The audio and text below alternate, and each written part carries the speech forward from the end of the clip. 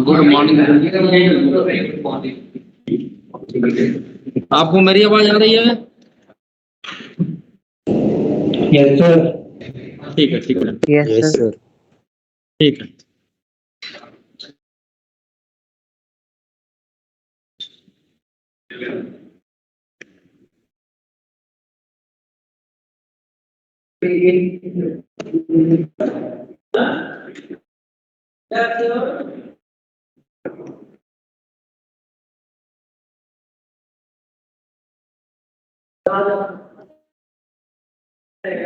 ये आपका तो क्लास उधर था, यहाँ कहाँ चले आए? ये मुझे रोक रहे थे। हाँ हाँ, वो लीजिए। हाँ ये मुझे पकड़ के उधर जाने नहीं दे रहे। रुकिए भाई, जाने दीजिए, क्लास का जो टाइम होता है। तो करेंगे नहीं तो क्या, कैसे लाइव चलेगी बताओ? एक मिनट ना जरा।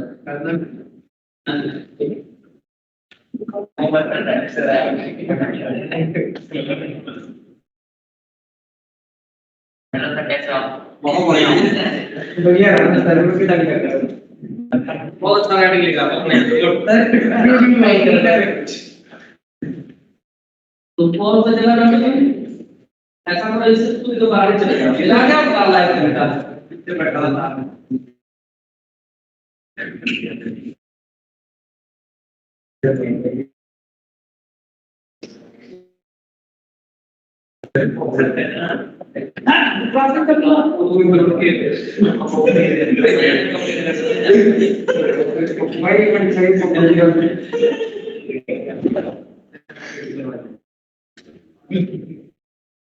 ठीक है, तो लास्ट क्लास हम कहां पर थे?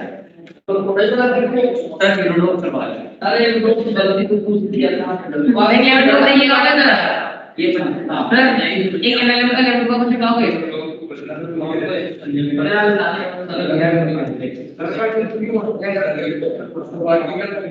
ये किसी आपका उल्टा सीधा लिखा हुआ आयत का तवज्जो है। अरे तो 2005 ये लोग का क्वेश्चन है, ये होगा। अरे भाई ये लोग एक्स3 है।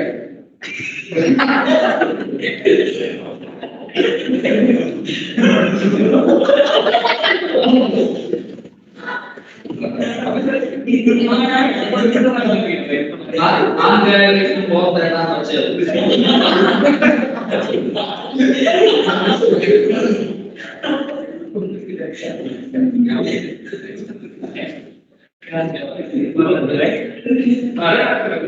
एकदम शांत, एकदम शांत। वैसे जो काम मुझे टीवी पढ़ा रहा है कहीं ज्यादा मैं आगे तो हो गया काम गोली खा जाएगी। हाँ तो मेरे ख्याल से थ्योरेटिकली हमने लगभग बहुत सारी चीज पढ़ ली। इस पे जो दिया हुआ है आराम आराम से मैंने पढ़ाया था ताकि आप लोगों को कंसेप्चुअल क्लैरिटी रहे। वैसे मुझे पता है कि आप लोग कंसेप्चुअल क्लैरिटी पहले से ही है। वो अलग बात है कि 2-3 दिन पहले की पढ़ी, 2-3 दिन भी ज्यादा बोल दिए। 2-3 घंटे पहले पढ़ी हुई चीज जो है वो गायब हो जाती है।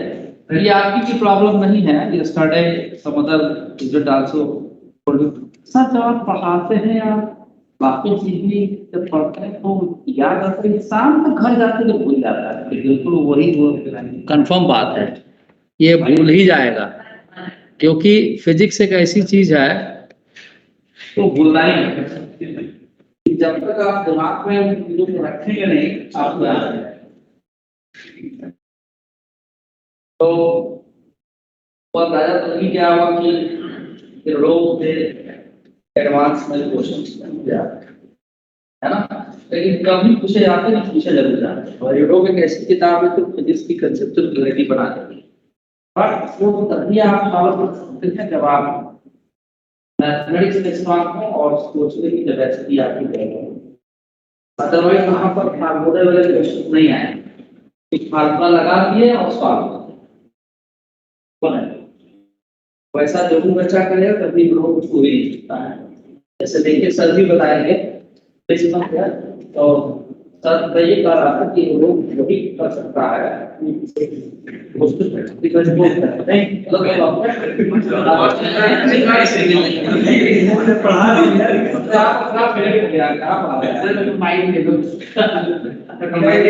माइंड टेक्निकली किचन टाइप कर दो ना इनमें किचन टाइप कर दो अरे तक माइंड में चलो एक काम करना घुमाओ करना डिपेंड करना ब्लर हो रहा है देखो कितना ब्लर हो रहा है ठीक है चल जाए जस्ट कितना घंटा लिख रहा है छेड़ते रहने वाला है हां बेटा तो आओ फिर उसको इसको देखते रहो तुम दूर से हां ठीक है नहीं ब्लर हो गया आपका नंबर ठीक था ओके ठीक है सर अरे ठीक है सर करो गो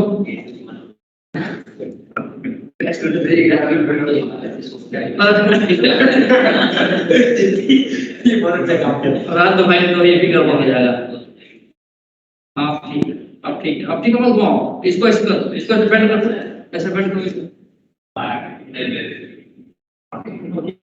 और हम ठीक है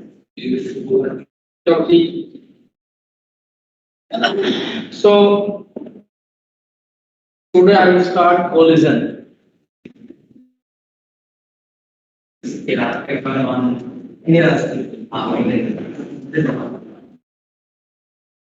collision में हम लोग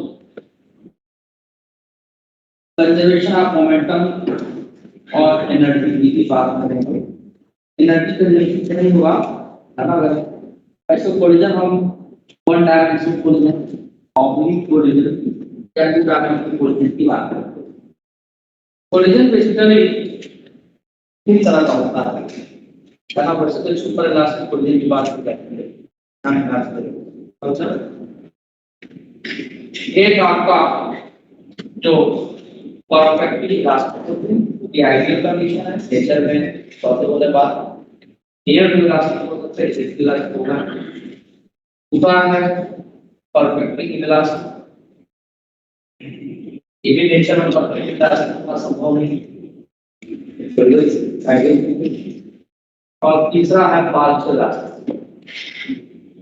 पार्शियल इलास्टिक कोलिजन जो आपका इन दोनों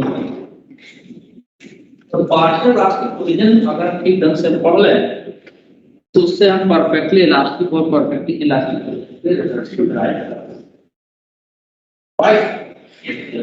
और इसी में आप देखेंगे Newton's law of residue Newton's law of restitution collision के लिए न्यूटन ने दिया था पहले मैं उसको बता देता हूं फिर तीनों तरह के कोलिजन की बात करते हैं तो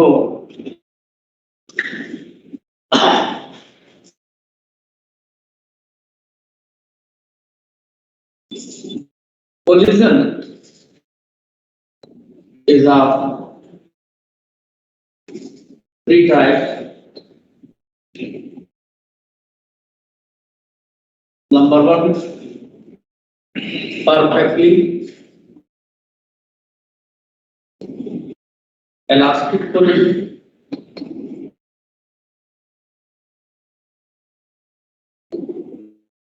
दूसरा partially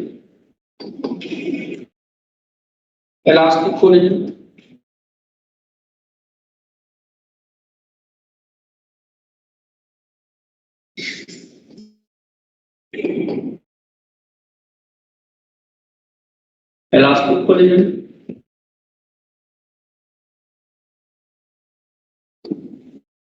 और तीसरा perfectly elastic collision inelastic collision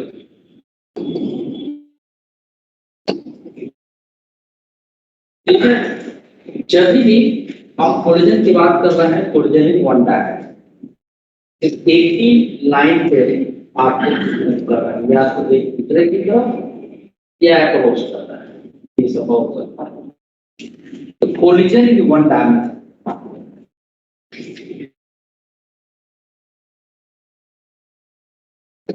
collision, बल्कि परफेक्टली इलास्टिक कोलिजन पहले मैंने जैसे पार्ट ऑफ दिया के बाद का perfectly elastic collision in contact.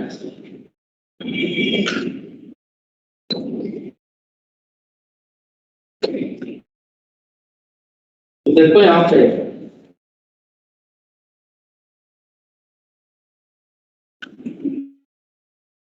मान लो ये दो बॉल्स हैं,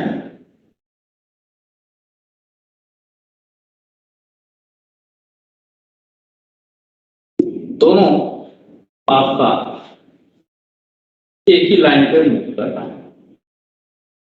कैसे दोनों का मास अलग अलग,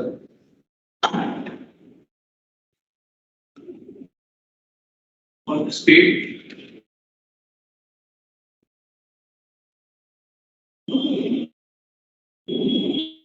ठीक है, एक ही लाइन पे चल रहा है, line of impact is the same. ये है आपका line of impact. They are moving along the same. And इसकी क्या इसका मास m1 और इसका मास m2, इसका स्पीड u1, इसका स्पीड। अगर इन दोनों को हम एक सिस्टम कंसीडर करें, they are the part of the system. क्या है यार ये कैसा हो,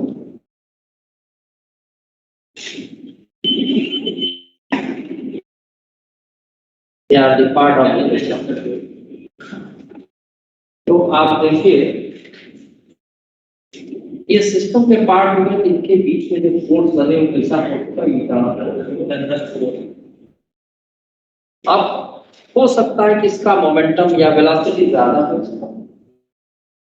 ये कभी न कभी जाके इससे टकराएगा, यानी कि इसकी वेलोसिटी ज्यादा हो, m1 जो है m2 की तरफ डेपोट होगा, धीरे धीरे उसके नजदीक आता चला जाएगा। एक सिचुएशन ऐसी आए जब m1 और m2 कांटेक्ट में आ जाए, ठीक है, they will put in contact. यहाँ पे कोलिजन हुआ दोनों को, जब कोलिजन हुआ तो होगा क्या, m1 वाला फोर्स इसके ऊपर, m2 वाला फोर्स इसके ऊपर लगाएगा, अब बहुत तगड़ा फोर्स लगेगा, ठीक है। इसका मास m1, इसका मास m2, huge amount of force लगाएगा। तो फॉर द टाइम बीइंग यहाँ पे देखिए इनके शेप में थोड़ी देर के डिफॉर्मेशन आ जाएगा।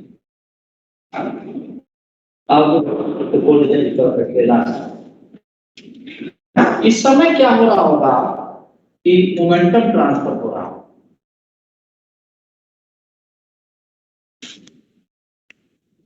जिस समय कोलिजन हो रहा होगा उस समय मोमेंटम ट्रांसफर। सर एक मिनट शांति नहीं, फिर मैं बताता हूँ बेटा। तो सर आपकी आवाज थोड़ी सही से नहीं आ रही, आप एक बार वो ब्लूटूथ चेक कर लो अपना। अच्छा अच्छा, ये बात है। बाकियों के पास आवाज आ रही है जो ऑनलाइन है? सर मतलब आप अगर सिस्टम के पास आ रहे हो तो एकदम क्लियर आ रही है, दूर जा रहे हो तो थोड़ी थोड़ी वैसे आ रही है। तो मैं देख लेता हूँ। माइक्रोफोन सेटिंग चेंज करनी पड़ेगी आपको। कौन सी बेटा? सर जो माइक्रोफोन पे ऑप्शन आ रहा है ना रियल टेक को, आप उसको अपने हेडफोन से कनेक्ट करो, माइक्रोफोन को भी, हेडसेट। Yes sir. अभी ठीक हो गया सर आप हल्का सा अब देखो, दूर गए हम तो ठीक हो गया, देखो तो बेटा। यस सर, अब क्लियर हो गया। हेलो, अरे श्रेया बोलो अब। यस सर आ गई। Shreya can hear me? Yes यही सर। साइलेंट हो गई। बाकी लोगों को मेरी आवाज आ रही है? Yes sir. अरे मैं इधर नहीं पूछ रहा हूँ। Yes sir. जो लोग ऑनलाइन है वो सुन पा रहे हैं? Yes sir. Yes sir. Yes sir. President सुन पा रहे हो क्या? हेडसेट चेंज कर दिया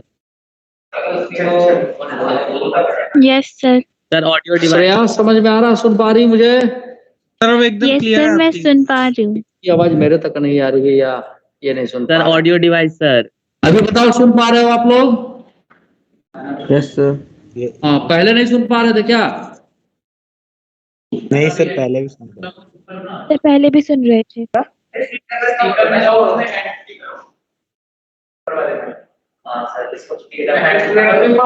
ब्लूटूथ वाले में सर। हाँ, अब आवाज आ रही है क्या? यस सर, आ रही है।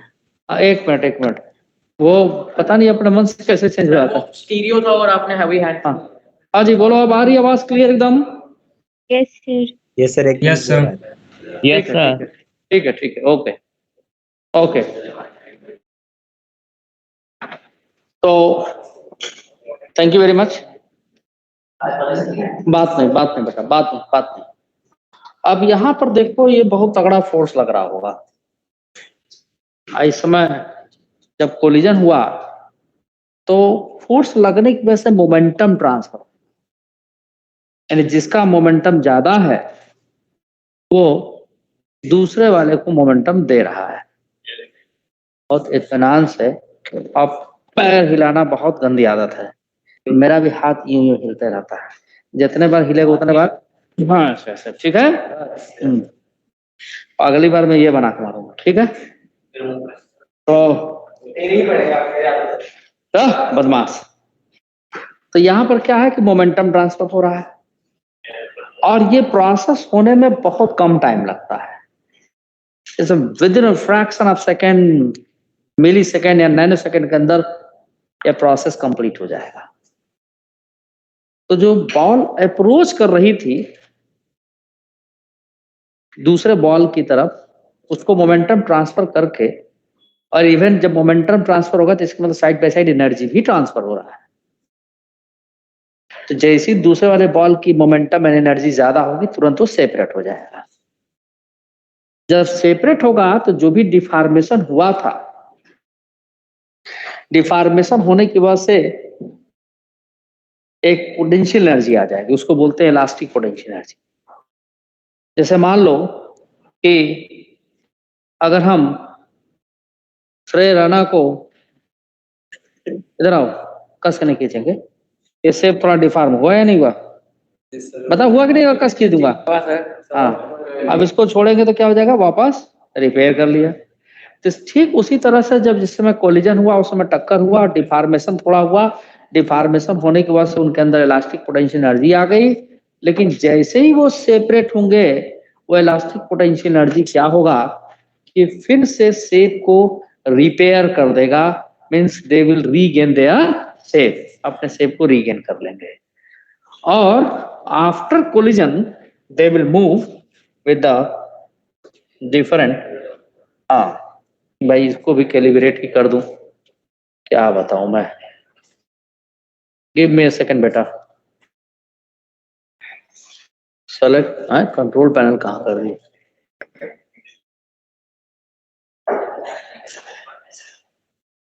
अरे कहाँ को हल्ला तो लोग कर रहे हो।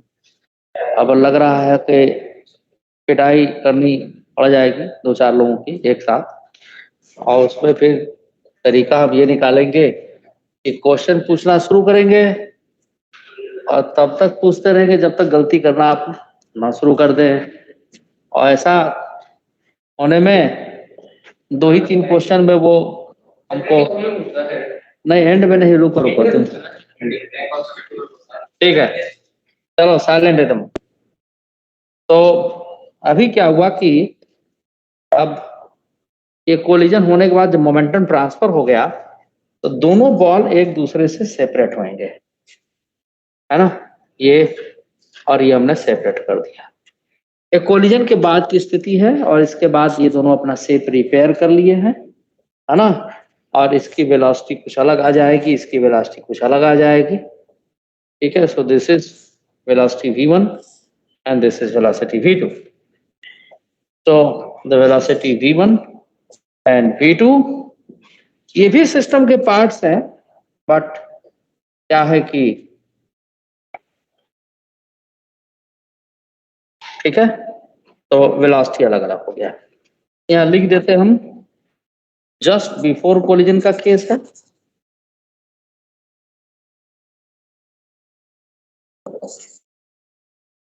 और ये at the time of collision,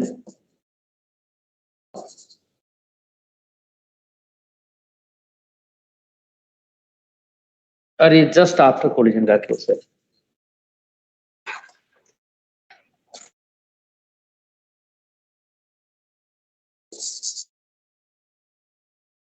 हाँ, अब देखिए यहां पर मैं लिख ही दे रहा हूं,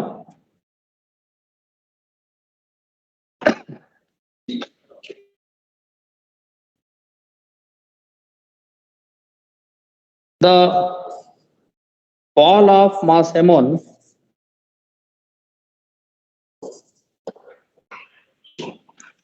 ठीक है, approaches to another ball of mass m2,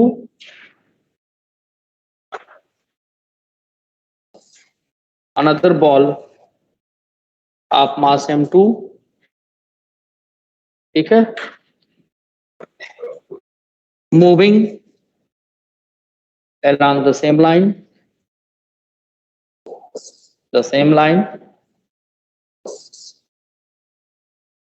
ठीक है, at the time of collision the momentum and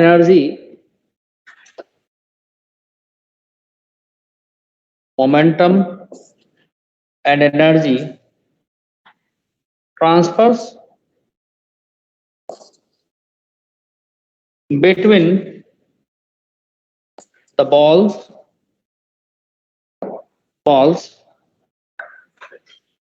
ठीक है, and in this process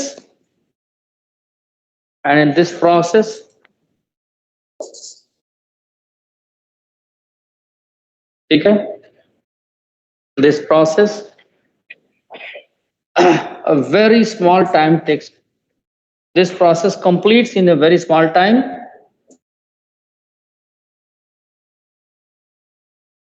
in a very small time,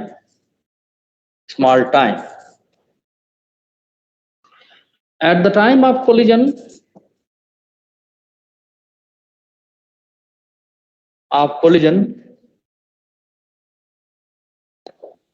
between the balls,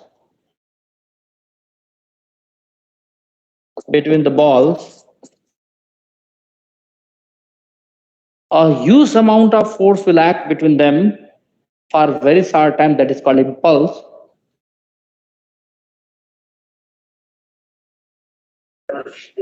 क्या बेटा, क्या बोल रहे हो? डिलीट हो गया तो शाम को क्या लेन देन आज डिलीट हो गया तो, अच्छा ठीक है, एनसीईआरटी में तो सब कुछ डिलीट कर देंगे सब। हाँ, जेई में तो पूछेंगे ही ना, कोई बात नहीं, पढ़ना है लेकिन, है ना, वो हम पढ़ाएंगे। सर राणा के लिए डिलीट हो गया ऐसा समझो। क्या बताऊं मैं, तो जब देखता हूँ पीटने का मन करता है। Use amount of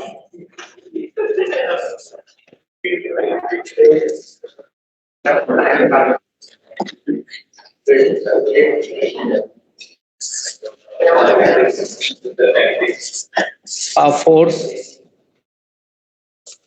acts for very short time, ठीक है, silence please, at the time of collision between the balls a huge amount of force acts for very short time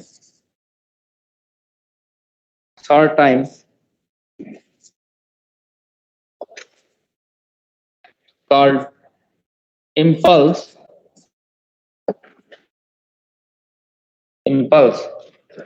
and the balls will slightly deform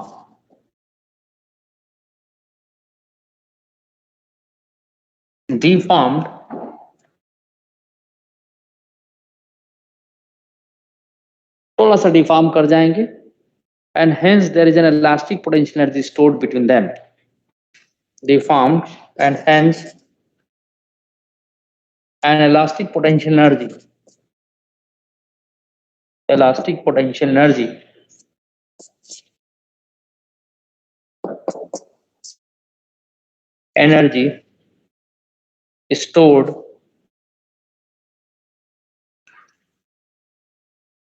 stored in the balls.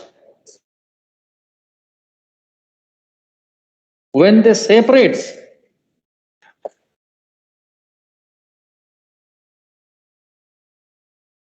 the elastic potential energy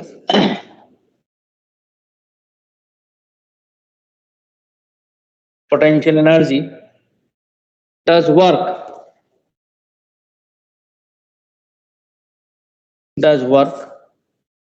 and repair their shape.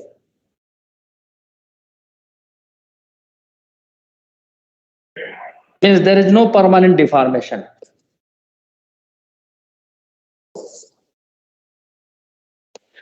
Means एक minute को क्या लिखे हो? And it does work and repair their shape. Means there is no permanent deformation. यानी shape उनका repair हो जाएगा.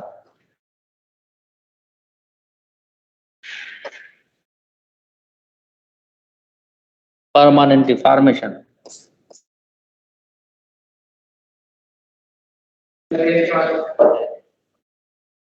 Does work. Their shape, ठीक है? Repair their shape means there is no permanent deformation. ठीक है? तो यहाँ कोई एक्सटर्नल फोर्स नहीं लग रहा है तो हम मोमेंटम कंजर्व कर सकते हैं. Total momentum, not the momentum of A ball. It conserve the total momentum of the colliding balls just before and just after collision, and even the kinetic energy, total kinetic energy just before and just after collision is same. ठीक है? So we can kinetic energy conservation मत लिखना, वो नहीं होता.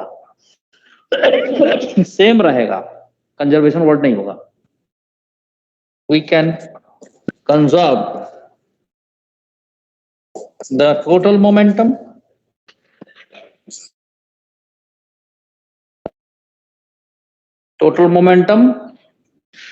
of the colliding balls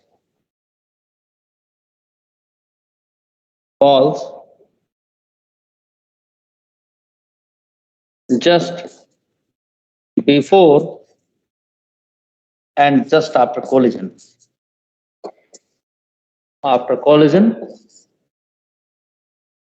As there is no external force.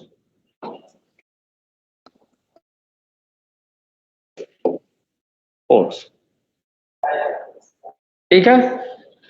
The total kinetic energy. बात ये क्यों चलता रहा भाई? क्यों चल रहा बात? है? The total kinetic energy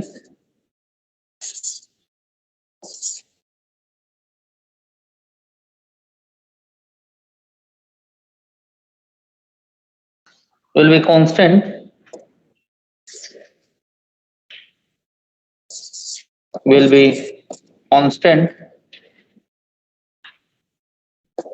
before and after collision.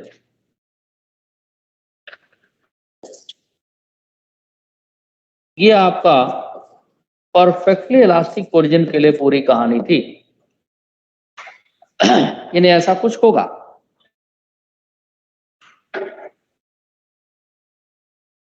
ठीक है, आइए हम मोमेंटम को कंजर्व करते हैं. चले राना, मोमेंटम क्यों कंजर्व होगा बेटा? हाँ, ग्रेविटी नहीं लग रहा.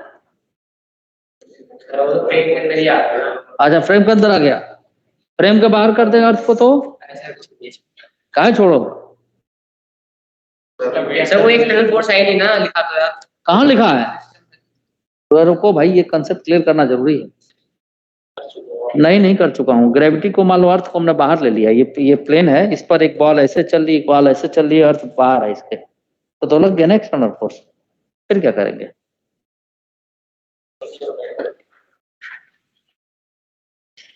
जल्दी बता। अब दिन भर का थका हुआ हूँ बक बक करके सवेरे से जो है, अब थोड़ा एनर्जी ले लूं मैं। इधर भाई, बाकी सब उठे पहले। नहीं, ओ तुमको वो सिखाया? चल भाई तुम्हें से पूछता हूँ पहले, बहुत दिन हो गया। नहीं अब तो इससे ही पूछा। इधर देखो नालायक। तब तक सोच लो तुम लोग। बहुत ज्यादा मारना जरूरी है। हाँ ये सुने, कोर्ट में जाए, कौन कोर्ट में जाएगा बताओ, चलो वहीं मिलते हैं। जाइए सर, आ जाओ। हाँ आ जाओ,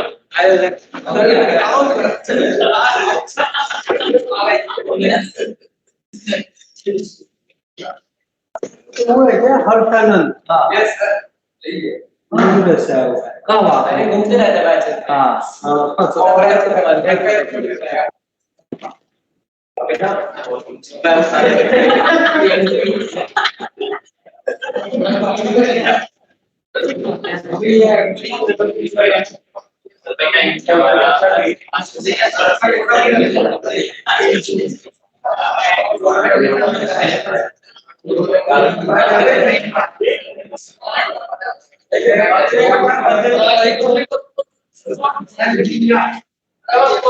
क्वेश्चन दिया हूँ मैं, घूम गया सर,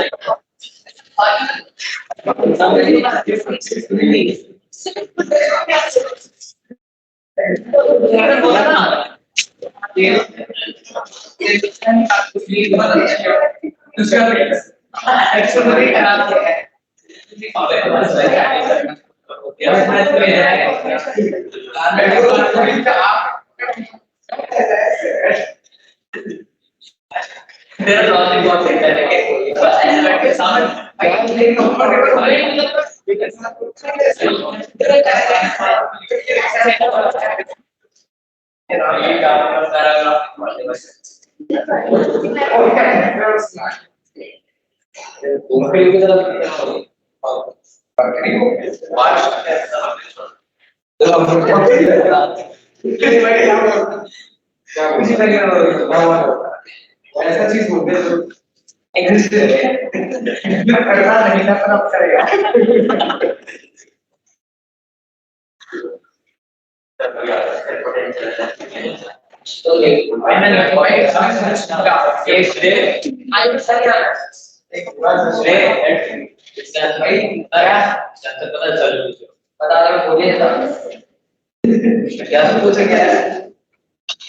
तू बना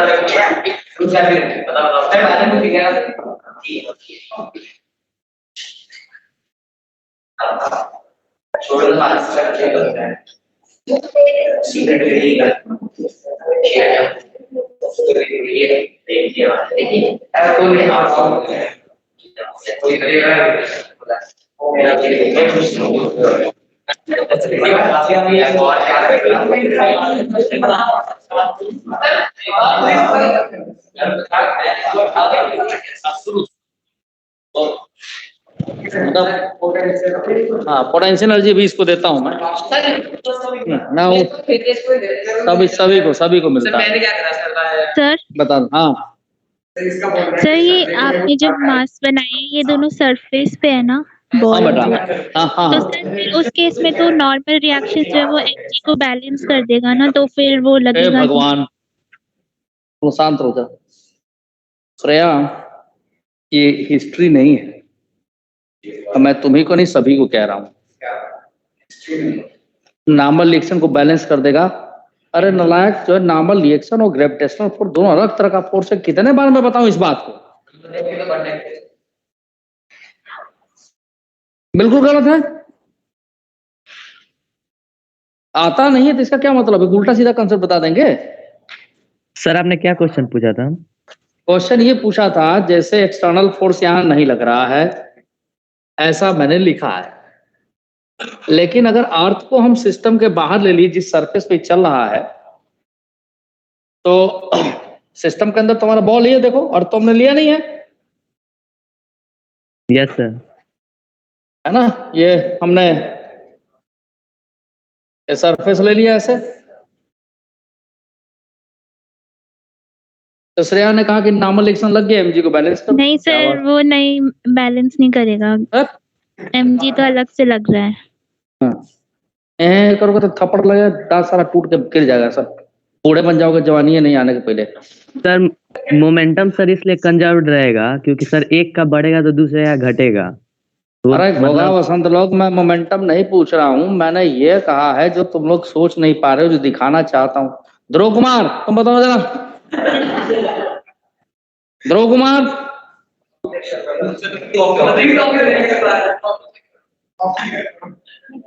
गायब है नालायक। हाँ, अर्थ जो साइलेंट साइलेंट, अब दोबारा आवाज नहीं आनी चाहिए किसी की। अर्थ बेटा सिस्टम के बाहर है, तो ग्रेविटेशनल फोर्स एक्सटर्नल फोर्स हो जाएगा। तो क्या हम मोमेंटम कंजर्व कर सकते हैं? शांत हो, थप्पड़ लगेगा। कर सकते कि नहीं कर सकते? नहीं कर सकते। अच्छी बात है, क्यों नहीं कर सकते भाई? तो तुम भी पिटाओगे। सब उल्टा सीधा कंसेप्ट को लगा रखे। अरे नालायकों, Newton second law F equal to delta P by delta T कहता है। तो जिधर इंपैक्ट लग रहा है उस डायरेक्शन में फोर्स, जैसे यहां पर लगा है, ये वाला, ये फोर्स एफ लगा है, हरा वाला जो दिखा रखी है फोर्स एफ है यहाँ पर, ठीक है। और ग्रेविटी लग रहा है वाई डायरेक्शन, अब मूव कर रहा मान लो एक्स डायरेक्शन में, तो वाई डायरेक्शन का फोर्स एक्स डायरेक्शन के मोमेंटम को कैसे चेंज करेगा? नहीं करेगा। अगर हम एक्स एक्सिस के अलोंग फोर्स लगाते बाहर से कोई एक्सटर्नल फोर्स, तो मोमेंटम कंजर्व नहीं होता। यहाँ एक सरफेस को दो बाले से चल रहा है, ग्रेविटी तो काम कर ही रहा अपना। So there is no external force along x-axis. If there is external force that is acting along y-axis, that does not give any response in the momentum along x-axis. यानी जिधर का फोर्स रखता है मोमेंटम उसी तरफ का change होता है। अभी मैं कोलिजन में सब बात आप लोग को दिखाऊंगा, इतना तो खोपड़ी होना चाहिए। बचपन से पढ़ते आ रहे 9th क्लास में से conservation of momentum, conservation of momentum क्या पढ़े भाई? कल formula m1 v1 plus m2 v2, यही पढ़े हैं। बकवास छाटने के लिए कहा दिया तो सब करना शुरू कर देंगे 3-5।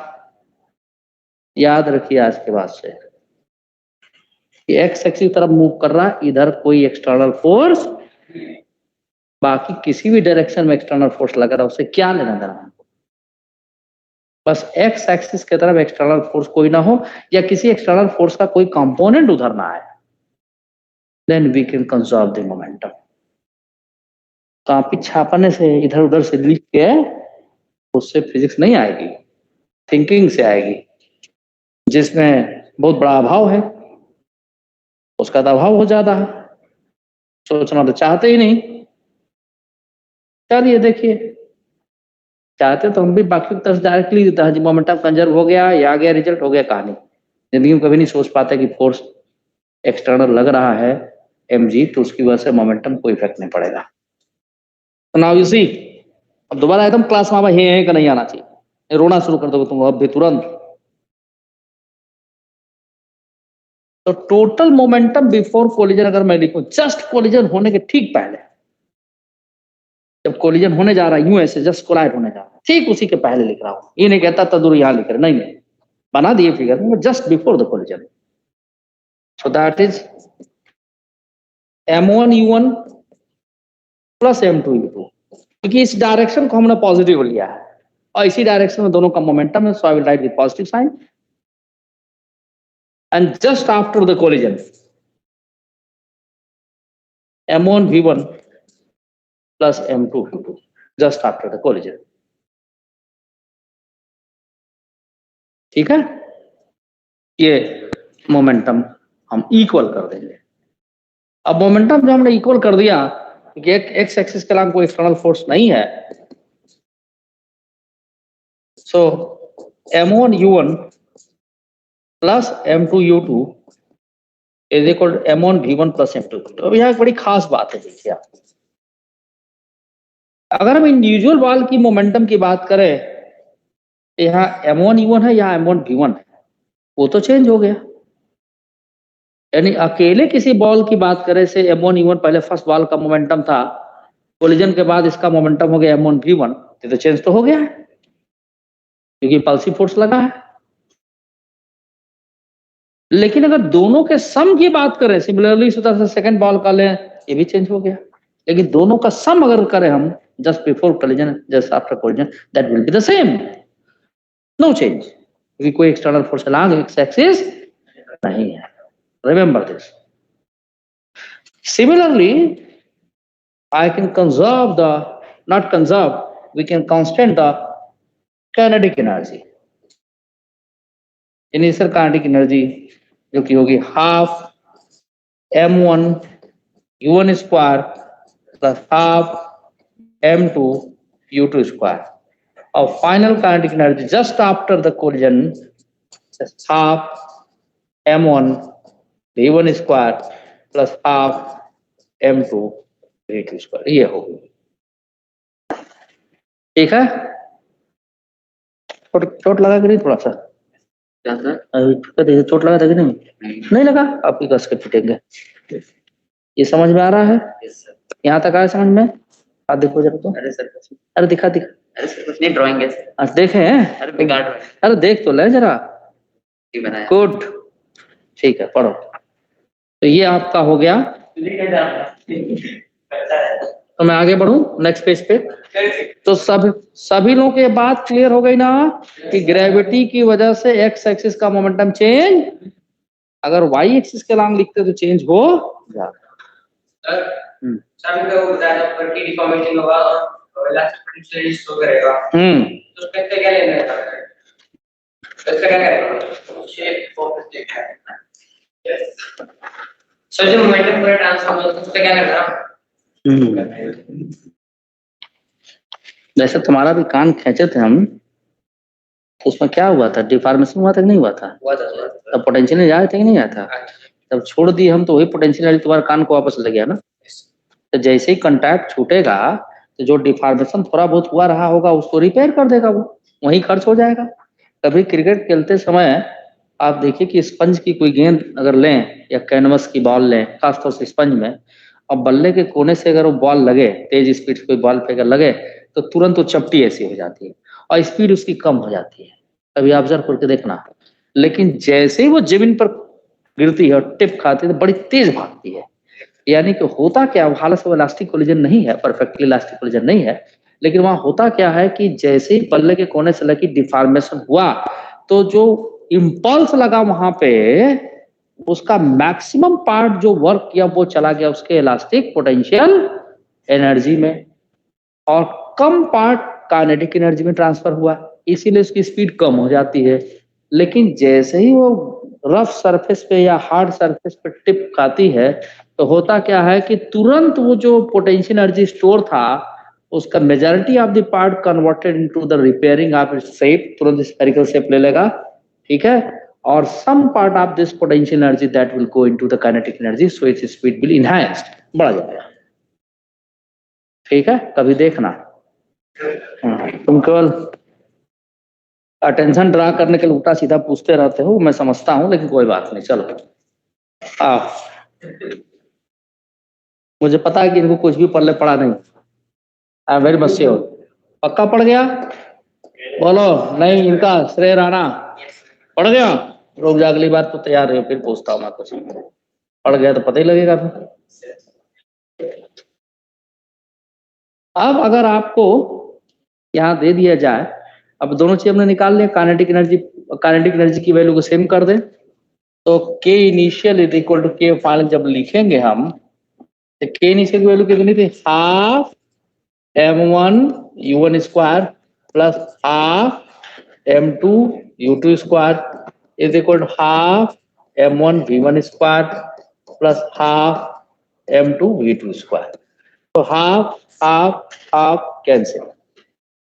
अब m1 वाले पार्ट को हम मान लो इधर भेज दें, तो m1 u1 square minus v1 square लिख सकते हैं, इसको इधर भेजेंगे तो हाँ लिख सकते हैं। और u2 वाले को इधर भेज दें, m2 कॉमन ले लें, v2 square minus u2 square लिख सकते हैं। तो अब देखिए यहाँ पर m1 a square minus b square को a minus b a plus b लिख सकते हैं, u1 माइनस b1 और u1 प्लस b1 लिख सकते हैं। और m2 इसको लिख सकते हैं v2 माइनस u2 और v2 प्लस u2 लिख सकते हैं हम। ठीक है, तो ये एक इक्वेशन बना। और मोमेंटम जो कंजर्व कराए थे उससे देखिए m1 u1 plus m2 u2 is equal to m1 v1 plus m2 v2। अब यहां से भी देखिए m1 को हम इधर ले जाए तो आ जाएगा u1 माइनस v1 और m2 को इधर ले जाए, m2 कॉमन ले लें तो v2 minus u2। This is equation second. तो फ्रॉम इक्वेशन सेकेंड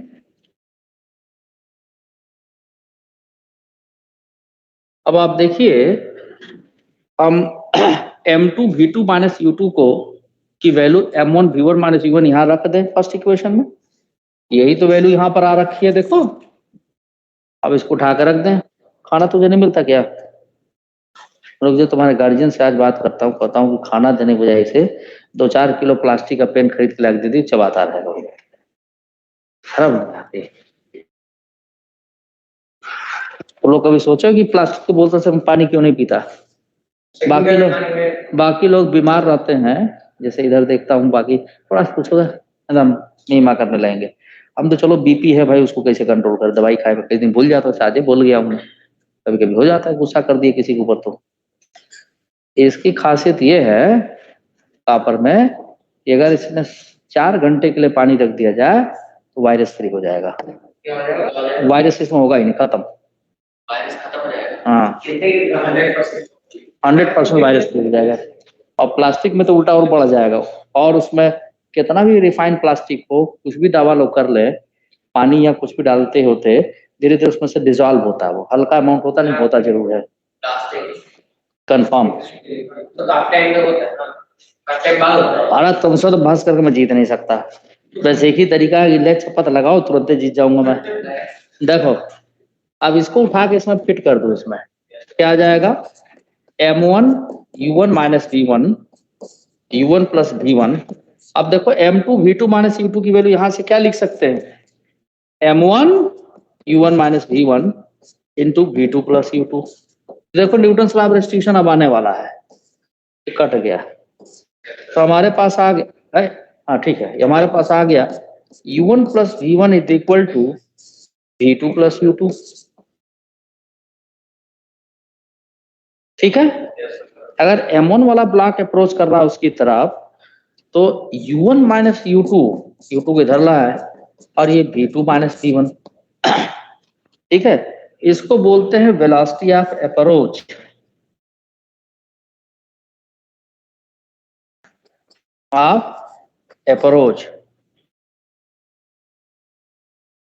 तो जैसे ही पहला वाला बॉल दूसरे वाले बॉल से जाकर टकराएगा तो पहले वाले बॉल का मोमेंटम डिक्रीज करेगा, अपना मोमेंटम दूसरे को दिया, एनर्जी भी डिक्रीज करेगा, तो दूसरे वाले बॉल का मोमेंटम एनर्जी बढ़ जाएगा। तो होगा क्या कि दूसरा वाला बॉल पहले वाले बॉल से सेपरेट होना शुरू होगा। तो ये वाली जो वेलोसिटी होगी v2 minus v1, that is velocity of separation.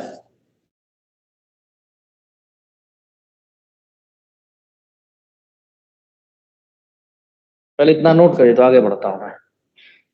Shreya समझ में आया? Vaishnavi sir velocity of approach क्या बताया था आपने? कि कितनी वेलोसिटी से रिलेटिव वेलोसिटी है u1 की, जो पहला वाला बॉल है जिसका मास m1 है, u1 वेलोसिटी था बिफोर कोलिजन, कितनी वेलोसिटी से सेकंड बॉल की तरफ अप्रोच कर रहा है, तो रिलेटिव ही निकालेंगे ना। यानी सेकंड Yes, बॉल को sir. रेस्ट में किए, पहले बॉल को की वेलोसिटी सेकंड के रिस्पेक्ट में निकाल ली, तो रिलेटिव वेलोसिटी हो गया वो। और कोलिजन के बाद सेकंड बॉल का मोमेंटम बढ़ जाएगा, तो सेकंड बॉल क्या होगा, रिसीड करेगा, Separate. पहले वाले बॉल से दूर जाएगा। तब सेकंड बॉल की वेलोसिटी पहले बॉल के रिस्पेक्ट में निकालेंगे, तो v2 minus v1 is actually the relative velocity of second ball with respect first ball. तो न्यूटन साहब ने इसी वेलोसिटी ऑफ अप्रोच और सेपरेशन के बीच में एक इक्वेशन दिया था, जिसको बोलते हैं न्यूटन्स लॉ ऑफ रेस्टिट्यूशन। ठीक है, इसी का तो देखो क्या न्यूटन्स लॉ ऑफ रेस्टिट्यूशन था, वो भी मैं लिख देता हूं। ठीक है, तो देखिए न्यूटन्स लॉ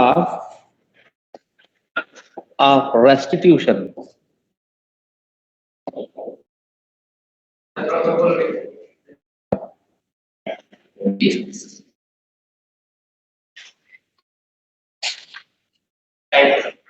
तो न्यूटन्स लॉ ऑफ रेस्टिट्यूशन ये कहता है कि वेलोसिटी ऑफ सेपरेशन, सर हाँ।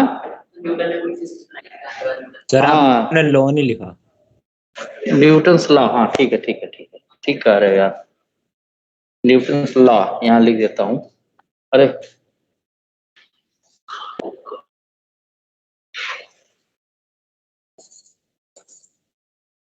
ठीक है, velocity of separation is equal to e times, e को बोलते हैं coefficient of elasticity, velocity of approach.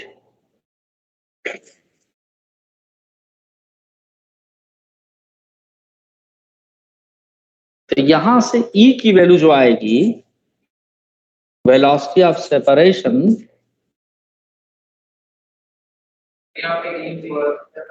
Restitution या coefficient of elasticity upon velocity of approach,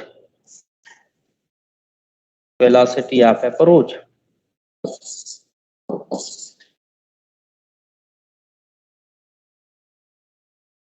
ये था वेलोसिटी ऑफ सेपरेशन। हम लोग क्या निकाले थे, v2 minus v1।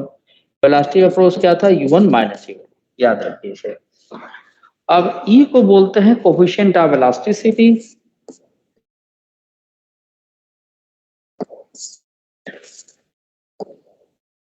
Of elasticity, या इसको रेस्टिट्यूशन बोलेंगे, कोफिशिएंट ऑफ रेस्टिट्यूशन।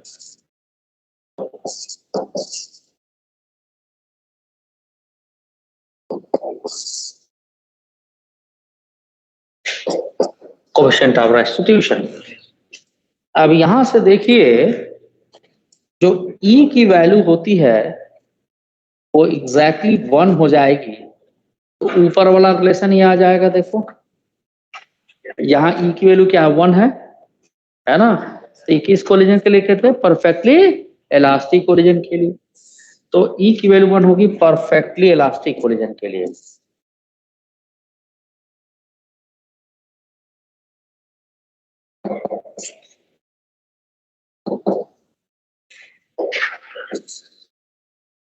और E की वैल्यू अगर 0 हो जाए तो परफेक्टली प्लास्टिक या इनइलास्टिक।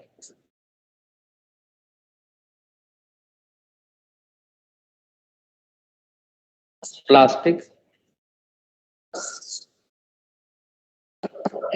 और परफेक्टली इनइलास्टिक, परफेक्टली प्लास्टिक और परफेक्टली इनइलास्टिक।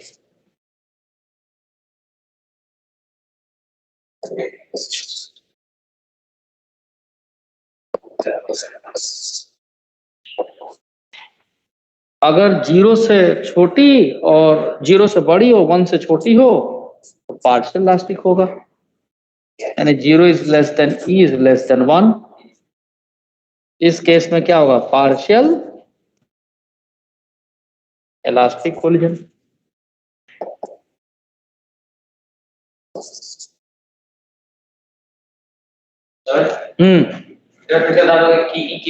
क्या होता है? E कोफिशिएंट ऑफ रेस्टिट्यूशन या कोफिशिएंट ऑफ इलास्टिसिटी।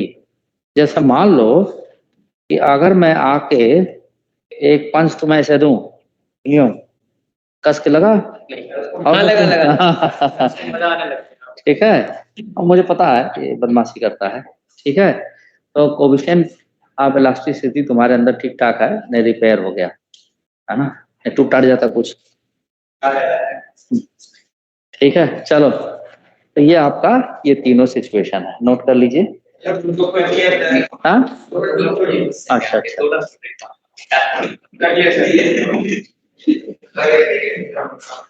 देखो लिखो, जल्दी लिखो। हाँ,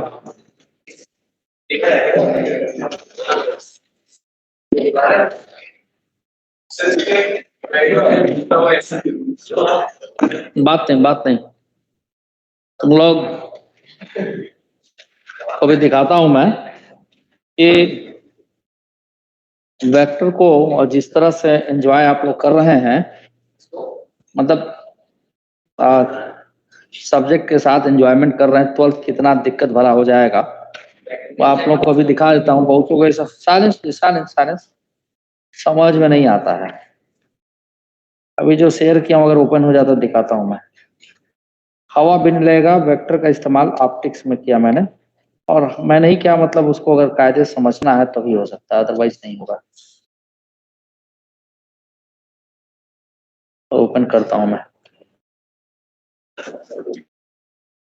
हाँ चलो, दिख रहा है ये। अरे ये वेक्टर ही है पूरा। सर कौन कुछ सा नहीं, क्वेश्चन नहीं, ये ऑप्टिक्स में है।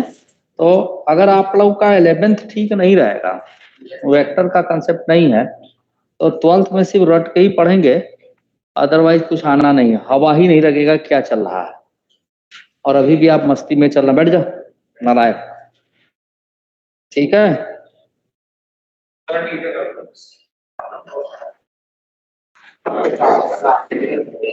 चलो नोट कर लो।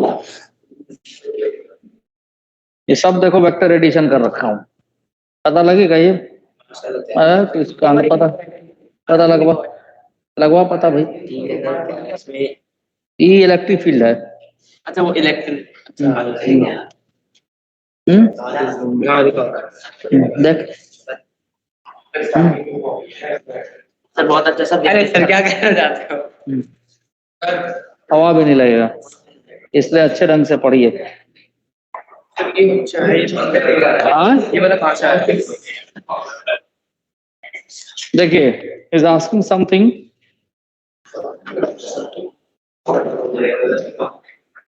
तो एक मिनट बता देता हूं मैं। यहां पर साइलेंस प्लीज। देखो, ये हमने मोमेंटम कंजर्वेशन, ये समझ में आया तुमको? मोमेंटम कंजर्वेशन लिखे थे m1 e1 plus m2 e2 is equal to m1 v1 plus m2 v2। अब m1 v1 को इधर ले जाए, इन दोनों में से m1 कॉमन ले सकते हैं, नहीं ले सकते? इधर जाके v1 माइनस होगा। m2 u2 को इधर लाया तो m2 इन दोनों में से कॉमन ले सकते, नहीं सकते, तो v2 माइनस u2 रहेगा, और क्या है इसमें। अब इसको उठा के इसमें रख दिए। ठीक है, अभी भी नहीं समझ में आया? तो अब silence, m2 v2 minus u2 की वैल्यू देखो, यहां से निकाल रखे हम। m1 u1 माइनस v1 उठा के यहाँ रख दिए हैं इस वाले में, ये कट गया, ये बच गया सिर्फ। ठीक है, तो ये था न्यूटन्स लॉ ऑफ रेस्ट्रिक्शन। अब हम बात करेंगे कि कोलिजन के बाद जो दोनों बॉल्स हैं उनकी वेलोसिटी क्या होगी, what should be the velocity after the collision. चलिए देखिए, नहीं अब नहीं रुकेंगे हम, इतना स्लो पढ़ा रहे हैं, इससे ज्यादा स्लो क्या करें भाई। तो जो हमारे पास ये इक्वेशन आया, साइलेंस, एकदम साइलेंस। हमारा जो इक्वेशन आया था m1 u1 plus m2 u2 is equal to m1 v1 plus m2 v। और न्यूटन्स लॉ ऑफ रेस्ट्रिक्शन में हम लोग क्या लिखे थे कि u1 minus u2 is equal to v2 minus v1। E की वैल्यू 1 थी, तो अगर हमको V2 को एलिमिनेट करना है तो U1 minus U2 plus V1 उठा करके V2 की जगह इसमें रख दें, तो M1 U1 plus M2 U2 is equal to M1 V1 plus M2 था, और V2 की जगह हो जाएगा U1 minus U2 plus V1। ठीक है, तो अब हम M1 U1 plus M2 U2 is equal to M1 V1 plus M2 U1 minus M2 U2 plus M2 V1। तो देखो ये M2 U2 इधर जाके इसके साथ ऐड हो जाएगा और ये इसमें से सब्ट्रैक्ट होगा, तो जब लिखेंगे तो M1 माइनस M2 और U1 इसमें से कॉमन ले लेंगे और ये दोनों जाके जुड़ जाएंगे तो ट्वाइस M2 U2 आ जाएगा, और यहाँ पे M1 V1 और plus M2 V2 V1 M1 V1 plus M2 V1, तो V1 कॉमन ले लिए हम, M1 प्लस M2। तो कोलिजन के बाद फर्स्ट बॉल की जो वेलोसिटी आएगी वो आ जाएगी M1 minus M2 upon M1 plus M2, और वेलोसिटी कितनी है U1 है, और ये आ जाएगा twice M2 upon M1 plus M2 into U2। ये कोलिजन के बाद फर्स्ट बॉल की वेलोसिटी हुई, नोट डाउन करिए। श्रेया ये बात समझ में आई नहीं आई? हाँ भाई सर। अच्छा, वैष्णवी नहीं नहीं, इतना याद कैसे रख पाओगे यार, नॉट पॉसिबल। नहीं करना चाहो कर लो, बट नॉट रिक्वायर्ड। ये वहां ड्राइव ही करना पड़ेगा, कोई एक चीज M1 का M2 हुआ तो आंसर गलत। बोलिए क्या कर रहा है? यानी कोलिजन के बाद फर्स्ट बॉल की वेलोसिटी हमने निकाली, नोट डाउन करिए। सेकंड बिल्कुल बिल्कुल अप्लाई होगा। हाँ क्वेश्चन वो तुम्हें IIT पेपर बनाओगे तो बता दोगे, हमको कैसे पता होगा? IIT पेपर मैं थोड़ा बना रहा हूँ, क्वेश्चन वैसे ही आएंगे जैसे आते रहे हैं। आपने ऑब्जर्व तो किया ना सर? हाँ क्वेश्चन बहुत आसान आएंगे, घबराओ नहीं। एग्जांपल देके दिखाओ ना कोई। आप ही दिखाते हैं।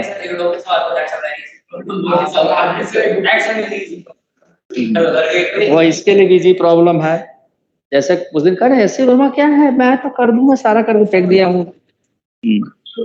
बच्चों वाला क्वेश्चन है। अब मैंने पूछ दिया बड़ों वाला क्वेश्चन, क्या हुआ?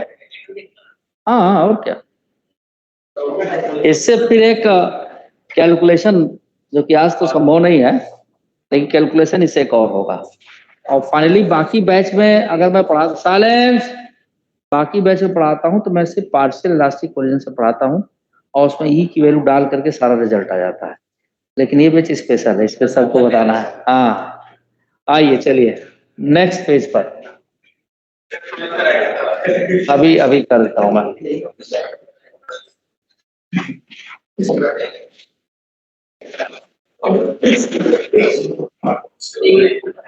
देखो थोड़ा सा रह गया था तो वो कर दिए नीचे, लेकिन जल्दी नोट करो आप। हाँ इम्पोर्टेंट यही फॉर्मूला, इसको 10 बार लिख कर डालो, 11वीं बार फिर गलत कर देना। सर यहाँ पे E1 अगर कहीं E नहीं आया तो फिर इस फॉर्मूला का तब नहीं वो आएगा, पढ़ाएंगे पार्शियल इलास्टिक कोलिजन में, बताएंगे सब हम।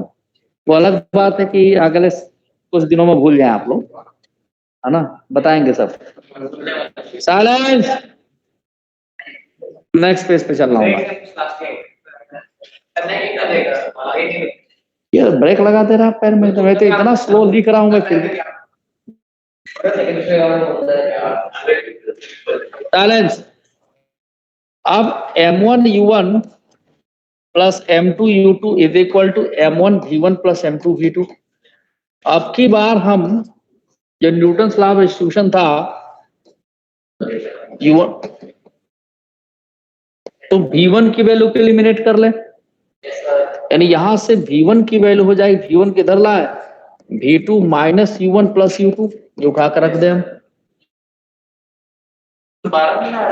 नहीं, नेक्स्ट, हाँ, अब V1 की वैल्यू डाल दे हम,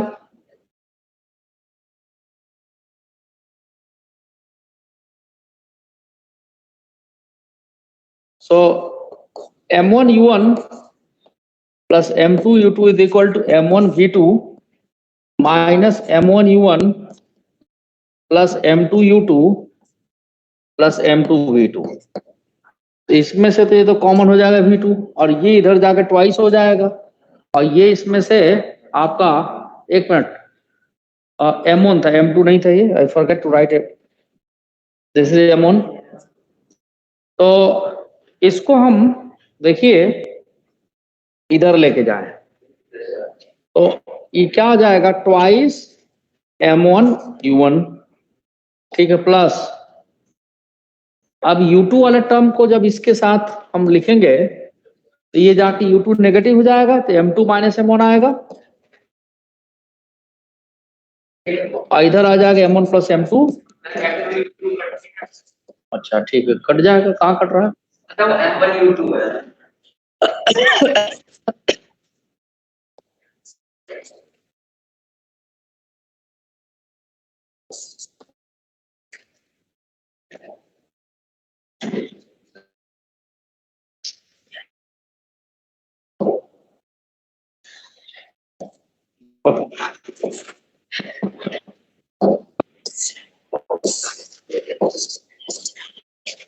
ये आपका सेकंड बॉल की वेलोसिटी आफ्टर कोलिजन है।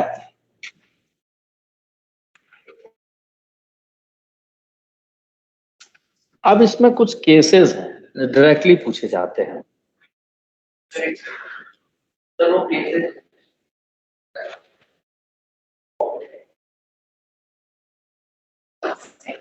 अरे कर रहा हूँ।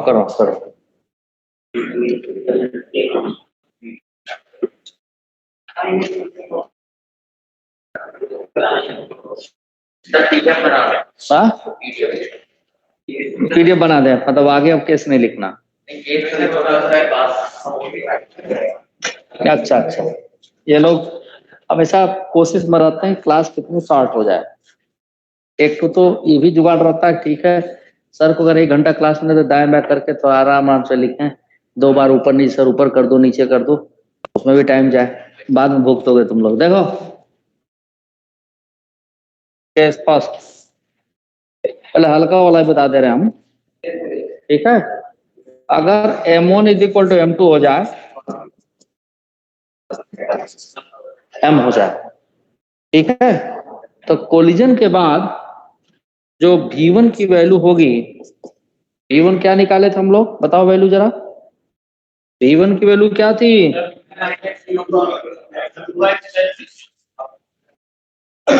M1 minus M2 upon M1 plus M2 into U1 और ट्वाइस M2 अपॉन M, हाँ ठीक है चलो, ये हो जाएगा